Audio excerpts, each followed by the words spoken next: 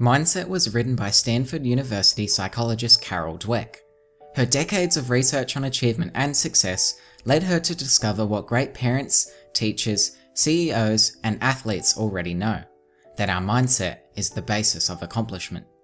Lesson 1. The two mindsets.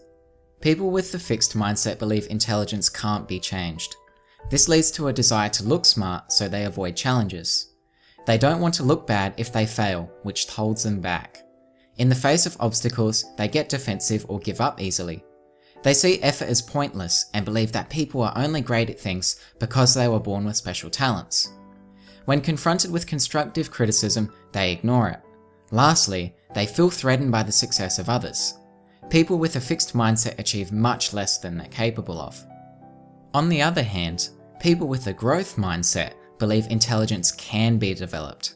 This leads to a desire to learn, so instead of avoiding challenges, they embrace them. They persist in the face of obstacles and see effort as a path to mastery. They accept constructive criticism and use it to their advantage. Lastly, they feel inspired by and learn from the success of others. As a result, they fulfill their ultimate potential. Lesson 2. Mindset in sports. Michael Jordan wasn't a natural. He was one of the hardest working athletes in history. He was rejected by his high school varsity team and the first two NBA teams that could have chosen him. He was devastated, but his mother told him to work hard and discipline himself, and that's exactly what he did. He used to leave the house at 6 in the morning to practice before school.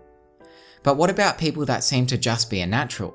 Yes, these people exist, but Carol argues that with all the praise for their talents and with how little work they've needed to put in, they can easily develop a fixed mindset. They may not learn how to work hard or cope with setbacks. A growth mindset is what allows athletes to maintain their success in the long term. Carol found that athletes with a growth mindset found success in doing their best in learning and improving, found setbacks motivating, and took charge of the processes that bring success. Lesson 3. Mindset in business. Jim Collins and his team conducted a 5-year research project with the aim to find out how companies go from good to great. One thing they found was that great companies had leaders with a growth mindset. In the late 1980s, IBM was in trouble. Their culture was filled with people trying to be better than each other. They had a culture of smugness and defending personal status that inhibited learning and growth. In 1993, they asked Lou Gerstner to turn things around. Lou had a growth mindset and encouraged teamwork and got rid of the uptight culture. Over the next 9 years, IBM increased in value by 800%. Ultimately, Carol argues that successful businesses need to train leaders, managers, and employees to have a growth mindset.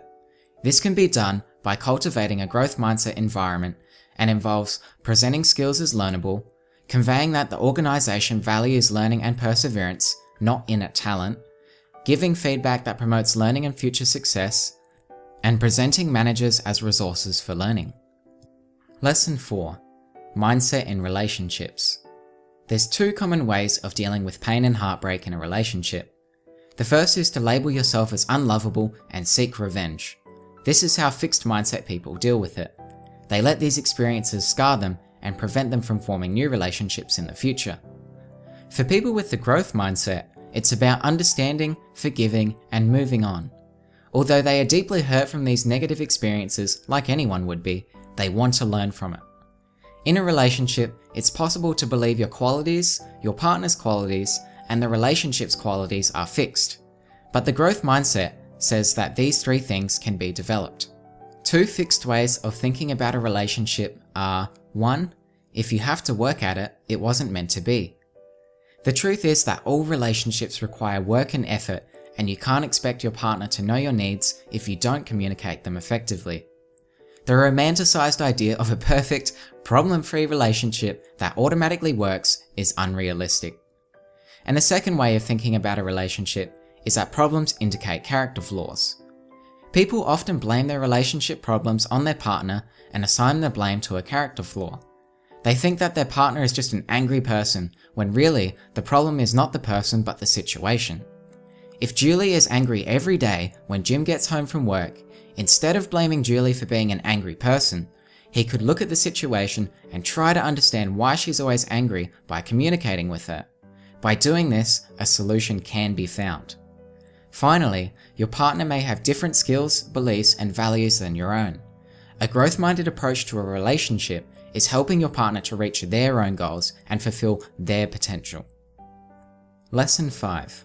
Mindset in Parenting and Teaching. The way children think about themselves is heavily based on the messages they receive from their parents and teachers. This has a direct effect on their learning and development. With every interaction you have with a child, ask yourself, am I giving them the fixed mindset message that they have permanent traits and I'm judging them? Or am I communicating a growth mindset message that says, you are a developing person and I'm interested in your development? Another critical lesson is to not praise children's intelligence. If you say, you learn that quickly, you're so smart, what children really hear is, if I don't learn something quickly, I'm not smart. Or if you say, you're so brilliant, you got an A without even studying, children really hear, I better quit studying or they won't think I'm brilliant. This doesn't mean don't praise your children, but praise their effort and choices, not their intelligence and talent. You could say, you really studied for your test and your improvement shows it. You read the material over several times and you tested yourself on it. It really worked. Consider this real-life scenario. 9-year-old Elizabeth loved gymnastics and was determined to win the local gymnastics competition. She did very well, but not enough to win. She was devastated. If you were her parents, what would you do? Tell Elizabeth you thought she was the best? Tell her she was robbed of a ribbon that was rightfully hers? Reassure her that gymnastics is not important? Tell her she has the ability and will definitely win next time? Or tell her she didn't deserve to win? Feel free to pause the video and think about this for a moment. Now let's run through each answer. A is insincere and doesn't offer her a way to improve. B places blame on the judges when the problem was her performance. Do you want Elizabeth growing up to blame others for her deficiencies? C is a fixed mindset response that teaches her to devalue something if she doesn't do well right away. D, does ability automatically take you where you want to go? If Elizabeth didn't win this one, why should she win the next one? And finally E, it seems harsh and obviously you'd say it in a nicer way, but this is necessary to help Elizabeth cultivate a growth mindset that will bring her success in the future. Her growth-minded father told her, Elizabeth, I know how you feel. It's so disappointing to have your hopes up and perform your best but not win. But you know, you haven't really earned it yet. There were many girls who've been in gymnastics longer than you have and who've worked a lot harder than you. If this is something you really want, then it's something you'll have to really work for. Elizabeth took this to heart and spent more time perfecting her routines.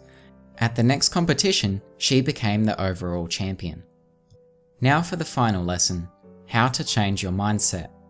The first way is to access Carol's resources. One is the Brainology computer program, designed to help students develop a growth mindset through classroom activities and online instruction. Other resources include a live workshop, webinars, keynote presentations, and more. The second way to change your mindset is merely knowing about the growth mindset. Imagine the impact we can make by sharing this video with someone you know. It could be your friends, family, partner, students, or co-workers. I don't ask you to share this just to increase my subscriber count. I value having a positive impact on people's lives, and by sharing this video, you can do the same. To summarize, we learnt about fixed and growth mindsets, mindset in sports, business, relationships, parenting, and teaching, and how to change your mindset. In the next video, you will learn how to discover your strengths, values, and learning style, how to develop a sense of belonging, and how to work effectively with others. Thanks for watching and have a great day.